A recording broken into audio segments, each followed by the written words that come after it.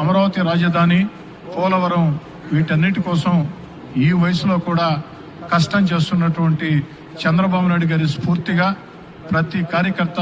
ప్రతి నాయకుడు పనిచేయాలని చెప్పని కోరుకుంటూ, చంద్రబాబు నాయుడు గారు అదేవిధంగా యువ నాయకుడు నారా లోకేష్ గారు చూపించినటువంటి పద నిర్దేశంలో మనమంతా కూడా ముందుకు సాగాలని కోరుకుంటూ 156 కోట్లతో నెల్లూరు రూరల్ నియోజకవర్గం సంబంధించి కొన్ని ప్రతిపాదనలు సిద్ధం చేశాం. అవన్నీ ఇక్కడ చదవాలంటే సమయం సరిపోదు. అందుకే ఈ ప్రతిపాదనల్ని ఏదైతే లిఖితపూర్వకంగా అధ్యక్షుడికి అందిస్తానని చెప్పని కూడా మాట ఇస్తూ, చిట్ట చివరగా ఈరోజు జిల్లా మహానాడుని చక్కగా సమన్వయం చేసుకుని